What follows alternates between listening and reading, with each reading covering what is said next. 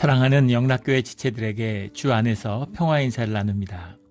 오늘은 2022년 2월 5일 토요일입니다. 오늘의 묵상 본문은 출애굽기 20장 17절의 말씀입니다. 오늘 본문 말씀 우리 20장 17절의 말씀은 이렇게 시작합니다. 내 이웃의 집을 탐내지 말라. 내 이웃의 아내와 그의 남종이나 그의 여종이나 그의 소나 그의 낙이나 물은 내 이웃의 소유를 탐내지 말라.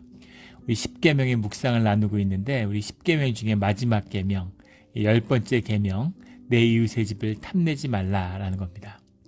오늘 말씀에 나오는 로타우무드, 하모드라는 말에서 온 건데 로타우무드라고 하는 것이 2번 반복되고 있죠. 이 말씀을 처음 들으면 앞에 나오는 간음하지 말라, 도둑질하지 말라라는 말씀이 반복되고 있는 것이 아닌가라는 생각이 듭니다. 왜냐하면 아내의 남종이나 여종이나 소유를 탐내지 말라 이렇게 나오고 이웃의 집을 탐내지 말라. 집이라는 것은 bet라고 하는 말인데 모든 것, 모든 소유를 다 지칭하는 것이죠. 사람이나 가족이나 그 집, 야곱의 집 하면 그 모든 가족과 모든 소유를 다 지칭하는 것입니다. 내 이웃의 집을 탐내지 말라라고 하는 것은 8계명에 나오는 도둑질하지 말라는 말과 무엇이 다를까? 근데 이것은 단순히 도둑질을 더 넘어서는 근본적인 우리의 탐심, 마음의 소유욕을 말씀하고 있는 것이죠. 잠언 4장 23절에 나오는 내 마음을 지키라. 생명의 근원이 이에서 남이니라 하는 그 마음을 지켜야 된다. 마음을 붙드는 것의 중요함, 이런 것을 말씀하고 있는 거예요. 탐내지라고 이렇게 하마드라는 말도 이제 갈망하다, 열망하다. 똑같이 내 이웃의 아내를 탐내지도 마라라고 말씀하고 있는 신명기 5장 21절의 말씀에 나오는 그 탐내다라는 말은 아바드라는 말이 나옵니다. 이 아바드라는 말이 쓰이는 것 중에 하나가 유명한 것이 창세기에 나오는 하와가 그 선악과를 보고 먹음직도 하고 보암직도 하고 탐스럽다 할 때 그 탐스럽다라는 것, 가지고 싶다 이런 말이죠. 그 말이 하바드입니다. 하바드. 이웃의 아내를 탐내지도 마라 할 때 이 아바드 이 말이죠. 둘 다 마음의 욕심을 말하는 거죠. 마음의 깊이 탐심입니다. 부러운 것. 부러워요. 우리가 특별히 욕망, 욕구를 내고 막 갈망하고 너무너무 갖고 싶다 이런 것이 하마드라고 한다면 아바드라고 하는 것은 이제 막 너무 부러운 거죠. 남이 좋은 무슨 핸드백 들고 있고 좋은 구두 신고 있고 좋은 시계 차고 있고 너무 부럽다 이제 이런 것이 이제 아바드입니다. 근데 그런 것을 끊으라고 말씀하고 계시는 거죠. 그래서 모든 것, 탐심이 에덴 동산에서 뱀의 간교함에서 시작된 것처럼 사도 바울은 데살로니가 전서 2장에서 탐심의 탈 이런 말을 쓰죠. 탈이라고 하는 말이 이제 프로파시스라는 말인데 그럴듯하게 꾸며 쓴 위장 그런 것입니다. 그래서 겉으로는 그렇지 않은 것처럼 하고 전혀 욕심이 없는 것처럼 나는 아무 욕심도 없어. 대개 나는 아무 돈 같은 거에 아무 욕심 없어 이렇게 얘기하는 분들은 대개 이제 돈에 욕심이 있는 분들이죠. 본인이 의식하지 못해도 나는 명예욕은 전혀 없어 이런 분들은 대개 이제 명예를 굉장히 소중하게 생각하는 분들이 그런 이야기들을 입에 올리죠. 정말 관심이 없는 사람, 정말 그것이 내 마음에 붙들리지 않은 사람은 그것 자체에 관심이 없죠. 그런 얘기조차 하지 않습니다.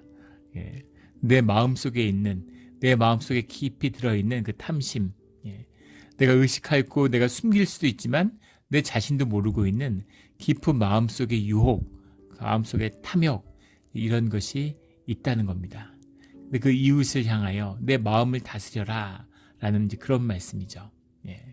탐내지 말아라 라고 주님이 말씀하시는 거예요. 하지 말라 이렇게 계속 나오니까 억압처럼 느껴지지만 기본적으로 10계명이라는 것은 자유를 향한, 자유를 지키기 위한 축복이죠. 진정한 자유의 삶으로 나아갈 수 있는 그 축복을 성취하는 마지막 단계가 소유에 대한 탐심을 끊는 것이다. 탐욕으로부터의 자유를 끊는 것입니다. 여기에 붙들려 있으면 물론 노예에서 해방되는 자유, 육신의 자유 이런 것도 중요하죠. 살인하지 않는 것, 그것으로서 삶의 존엄을 지키는 것 이런 것 중요하죠. 그러나 그 마지막에 마음의 자유, 탐욕으로부터의 마음의 자유를 지키는 것이 우리의 진정한 자유함을 얻는 것이다 라는 걸 말씀하고 있는 거죠. 소유를 넘어서는, 소유가 삶이라고 느끼는 것은 자유하지 않은 것입니다.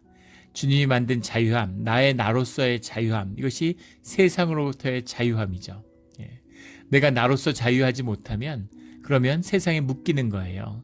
내가 나뭇잎치마를 입어야 되고, 내가 뭘 갖춰야 되고, 배워야 되고, 학력이 있어야 되고, 무슨 경력이 있어야 되고, 좋은 잡이 있어야 되고, 성공이 있어야 되고, 이런 것으로서 내가 나를 꾸미기 시작하면, 그 탈을 쓰기 시작하면 그러면 자유함은 없고 세상의 종로를 타는 묶이는 삶을 살게 되는 것이죠.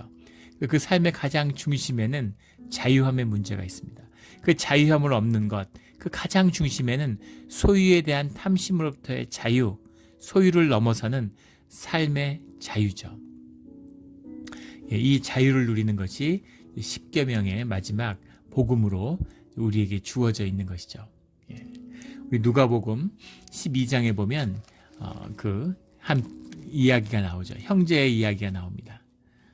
누가복음에 보면 누가복음 12장에 한 부자의 비유가 나와요. 12장 13절에 보면 무리 중에 한 사람이 이르되 선생님 내 형을 명하여 유산을 나와 나누게 하소서, 이런 이야기가 나옵니다. 그래서 주님이 누가 나를 너희의 재판장이나 물건 나누는 자로 세웠느냐, 이렇게 말씀하시죠.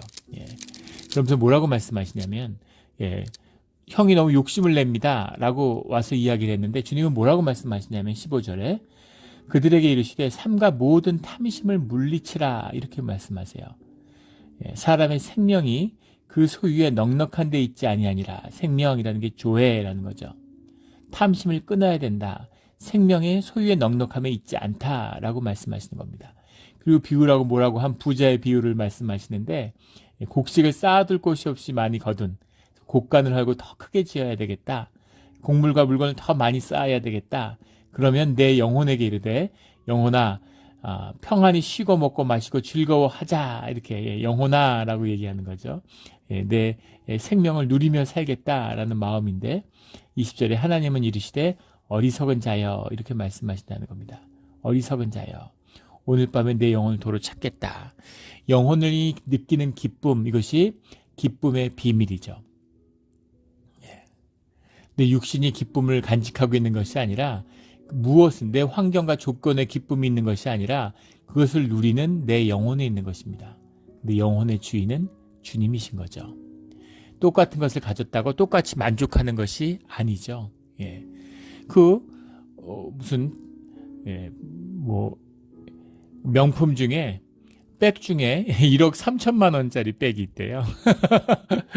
그런 거 보신 분 계신가요? 1억 3천만 원짜리 백이 있는데 그 짝퉁, 그걸 가짜로 만들어 파는데 거의 진짜 같은 가짜가 1,300만 원을 한답니다. 누가 그걸 줬다고 해보세요. 그럼 1억 3천만 원짜리인지 1,300만 원짜리인지 구분도 못하겠지만 그걸 준다고 저한테 기쁨이 있겠습니까? 아무 기쁨이 없죠. 아무 기쁨이 없는 것입니다. 그렇다고 목사는 그러면 물질에서 초연하냐? 그렇지 않죠. 탐심이 있죠. 또 목사들은 세교 가고 교인이 늘어나면 또 좋아하는 마음이 있어요. 그런 마음이 있는 겁니다. 그런 욕심, 종교인의 욕심, 그런 욕심이 있는 거죠. 다 욕심의 대상이 다른 것이지 탐심의 방향이 다른 것이지 마음속에 탐심이 있는 거죠. 돈으로 물질로 보상받지 않는데 명예로 사람들이 칭송받는 자가 되려고 하는 것, 명예욕도 똑같은 소유에 대한 탐심이죠. 내가 무엇을 홀드하는 것에서 기쁨을 느끼려고 하지 말아라 라는 말씀입니다. 근데 여기서 더 중요한 것은 종교인을 향한 것이에요. 주님의 이름을 빌어서 주님의 것으로 유산을 나누는 것으로 주님의 말씀과 권위를 사용하려고 한다는 겁니다. 똑같은 부자인데 하나님이 이걸 나한테 주셨어, 하나님의 선물이야, 이런 식으로 자신의 탐심을 주님의 이름으로 가리려고 하지 말아라 라는 거죠. 그 중심 깊은 곳, 그곳에 있는 탐심으로부터 자유하지 않으면 그러면 삶의 구원, 영혼의 구원을 누리지 못한다라는 것이죠. 내가 그 삶을 누리는 비밀, 그 영혼이 삶의 그 기쁜 비밀을 누리고 자유하는 비밀, 그것이 일체가 주님에게 있다라고 하는 그 고백입니다. 그 고백의 중심에는 은혜로 사는 비결인 거죠. 자족하는, 그것은 스스로 만족한다 그런 감정이 아니라 하나님의 은혜가 내 삶을 채운다. 내 삶의 가장 중심이 하나님의 은혜로 채워졌다는 겁니다. 그러면 사람이 자족하고 만족하게 되죠. 그래서 그것을 채울 수 있는 영혼을 갖는 것, 주님의 구속함을 받는 것, 이것이 자족하는 삶의 은혜의 비밀입니다. 깊은 비밀이에요. 예전에 시애틀을 방문한 적이 있는데, 저희도 뭐 옆에 그 바닷가에 가면 요트가 질비한데 시애틀은 뭐 더 대단하더라고요. 거기 뭐 끝도 없이 서 있는 요트들을 봤습니다. 시애틀에 사시는 분이 그런 말씀을 하세요. 시애틀에 사는 모든 남자들이 요트를 갖고 싶어 한답니다. 그리고 요트를 가진 모든 남자들이 요트를 팔고 싶어 한대요. 요트를 사는 순간 그 다음에 절대 팔리지 않는답니다. 요트가 아주 돈 먹는 하마인데, 그런 말이 있죠. 진짜 부자와 부자인 척하는 사람을 가르는 기준이 요트라고. 뭐 자동차, 시계, 뭐 무슨 뭐 옷 이런 거는 얼마든지, 뭐 집 이런 걸로는 돈이 없어도 꾸밀 수 있는데 부자인 것처럼 돈이 없는 사람이 절대 요트는 유지할 수 없다는 거예요. 하도 유지비가 많이 들어서.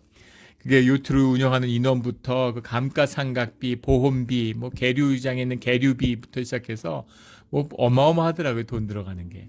그것이 10년이 지나면, 요트를 사고 새 것을 샀는데 10년이 지나면 그때부터는 유지비가 그 요트를 산 비, 1년 유지비가 요트를 산 비용하고 비슷하대요. 예전에 그 골프 선수 타이거 우즈가 뉴욕 지역에 있는 어떤 골프 대회에 참석했는데 자기 요트에서 잠을 잔다고. 그래서 이제 굉장히 뭐 화려해서 마음에 드는 호텔이 없어서 요트에 자나 했더니 그게 아니라 요트를 뭐 2천만 불인가 주고 샀는데 요트 유지비가 한 달에 100만 불이던데요. 팔려고 내놓은 지 10년이 됐는데 팔리지 않는답니다. 매달 100만 불씩을 잡아먹는 어마어마한 거죠. 그래서 돈이 아까워서 이제 그 요트에 잔다는 거죠. 요트가 있는 분들이 그런 얘기를 해요. 요트를 사면 처음에 두세 번 타면 좋은데 그다음부터는 거의 안 탄다는 거예요. 그러면 계류장이 있어야 되고 또 배를 끌어올려야 된다 그러도 계속 물에만 두면 안 되고 끌어올려놔야 되는데 또 그 돈도 만만치 않다는 거예요. 그 배 밑에 뭐 따개비 이런 게 붙어서 배를 전체를 손상시키기 때문에 그것도 제거해야 되고 뭐 칠도 다시 해야 되고 이런 걸 한답니다. 배에다 계속 계류장에 두면 그 돈이 만만치 않기 때문에 그 돈도 뭐 엄청나기 때문에 돈이 아까워가지고 이제 자꾸 요트에 가서 잔다는 거예요. 되게 와이프들은 요트에 가서 집 두고 누가 요트에 가서 자고 싶겠어요.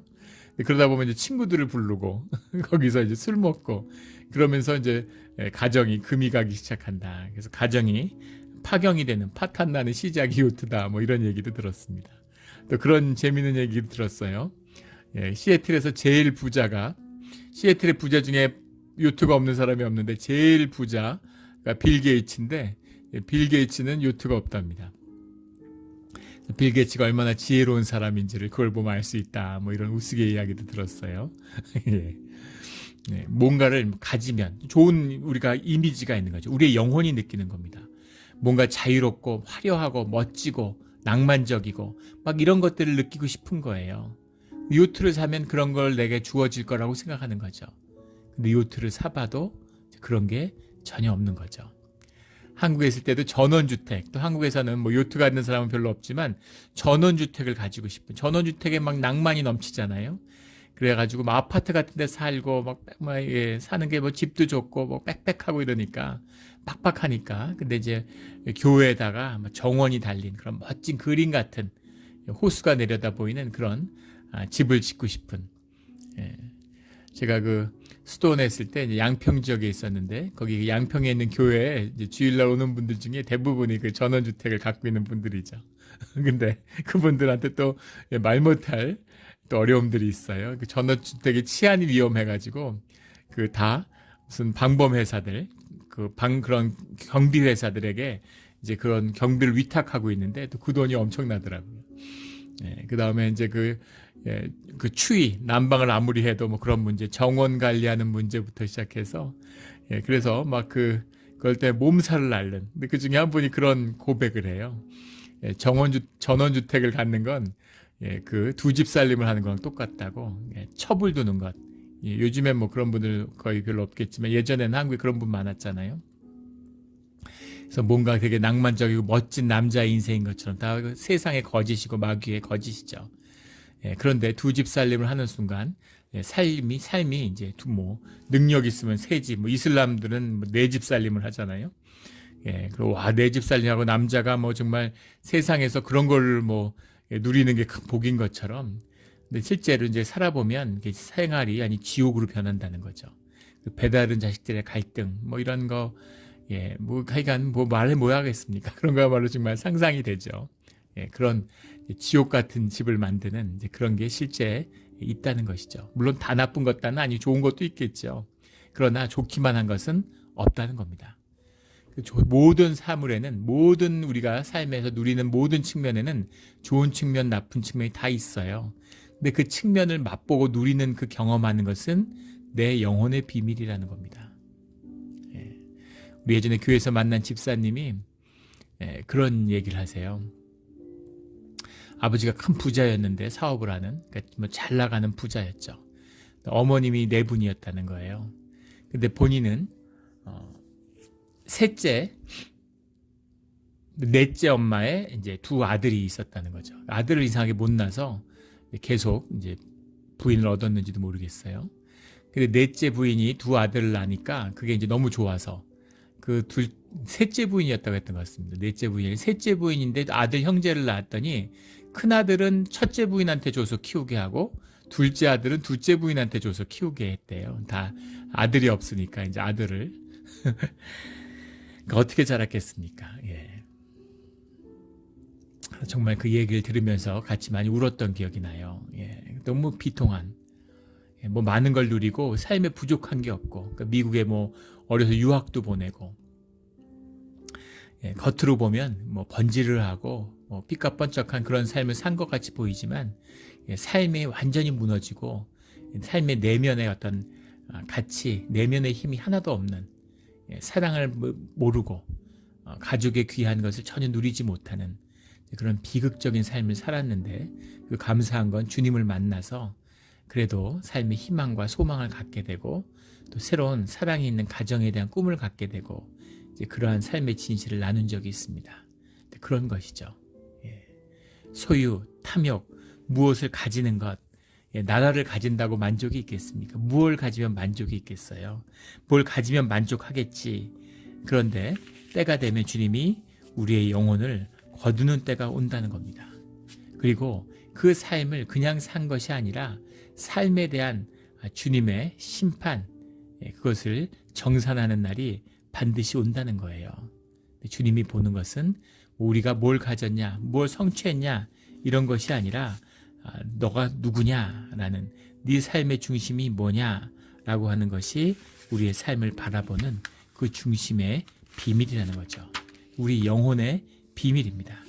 이 영혼의 비밀이라고 하는 것, 소유를 넘어서는 자유함의 비밀이라고 하는 것, 거기에 그 깊은 뜻이 있는 거죠. 그래서 첫 번째는 나눔에 대한 이야기입니다.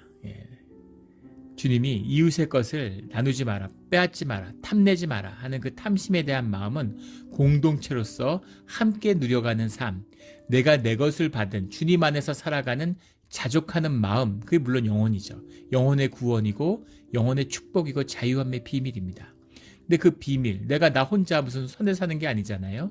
공동체로서, 가족으로서 함께 살아가는 그 마음 가운데 그 마음이 지켜지면 공동체 가운데 함께 누려지는 비밀이 있는 것이죠. 지금 미국을 보세요. 미국에 부자 1, 2, 1, 2, 3, 4, 4명을 합치면 밑에 2억 명의 재산을 합친 것 정도 된다고 그러죠. 세계 부자 26명의 재산을 합치면 세계 인구의 38억 명, 밑에서부터 38억 명을 합친 것보다 많답니다. 미국 사람 중에 미국이 세계에서 제일 잘 사는 나라잖아요. 근데 하위 10%는 먹는 것, 무슨 구호품이나 이런 걸 주지 않으면 먹는 것을 해결하지 못하는 그런 어려움이 있다고 그래요. 세계에서는 더 말을 못하겠습니까? 수많은 사람들이 굶어 죽고 있죠. 그런데 우리가 더 가지지 못한다고, 더 못 가졌다고 고통스러워하는 거예요. 우리가 다 형제인데, 주님의 자녀인데, 저도 아들 셋이 있지만 큰애가 다이어트를 걱정하고 먹는 게 너무 풍요로운데 막내는 굶주리는데 그걸 모른 채 한다. 그러면 어떤 마음이겠습니까? 부모의 마음은. 주님의 마음은 무엇일까? 이런 걸 보게 되는 것이죠. 그 나눔과 함께하는 삶, 자족의 삶, 삶을 누리는 영혼의 비밀, 이런 것을 넘어서는 더 깊은 것은 우리의 존재죠. 삶의 의미를 소유에서 찾고자 하는 사람들은 늘 고난 앞에, 세상의 시험 앞에 무너지게 돼 있어요. 설령 거기서 내 삶을 지켰다 하더라도 그 삶을 모두 그 자기의 소유를 지키는 데 써버린 것에 대한 허무감, 낭패감, 허무함을 경험하게 됩니다. 그리고 허무함의 너머에는 우리의 영혼을 거두시는, 우리의 존재를 정산하는 주님을 만나야 하는 시간이 기다리고 있다는 것이죠. 그래서 우리에게 주시는 삶을 절대로 소유에 묶여서 삶을 종로릇, 세상의 종로릇해서는 안 된다라는 부모의 간절한 그런 바람이 자유로운 삶을 향한 주님의 간절한, 아버지의 간절한 소망이 담겨 있는 것이죠. 이것이 우리에게 주신 자유의 계명입니다. 이 계명을 받아 우리의 이 탐심조차 주님의 뜻 가운데 주님의 은혜로 다스려지는, 우리가 정말로 자족하며 기쁨으로 참된 만족을 거두며 살아가는 우리의 삶의 자리가 되기를 주의 이름으로 축원합니다. 아멘. 함께 기도드리겠습니다. 하나님 아버지 감사합니다. 주님, 우리에게 정말 많은 것을 주셨는데 우리가 감사함을 잃었습니다. 고마운 줄 모르고 이 삶 가운데 주어진 것 속에서도 기쁨을 누리지 못하면서 새로운 것이, 환경과 조건이 바뀌면 새로운 걸 소유하면 기쁠 줄 알고 기뻐하는 그런 어리석은 삶을 살았습니다.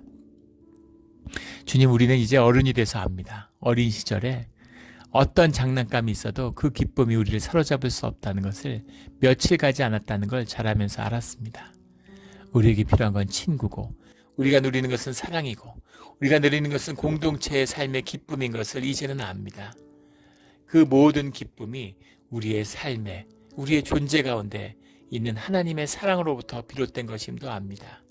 그러나 우리가 그 삶을 누리지 못하고 세상에 속아서 지금도 탐심에 흔들리고 있습니다.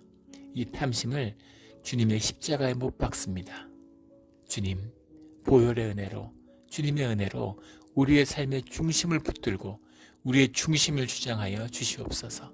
성령이 주장하시는 우리의 삶이 내 삶의 중심이 되기를 원합니다. 주여 아버지여, 이 기쁨을, 이 평강을 주님 안에 누리고 살아가는 우리의 삶이 되게 하여 주시옵소서. 오늘 하루도 주님께 내어드립니다. 오늘 하루의 삶 가운데 주님의 충만한 은혜와 기쁨이 함께하기를 소원합니다. 감사드리며 예수 그리스도 이름으로 기도드렸습니다. 아멘.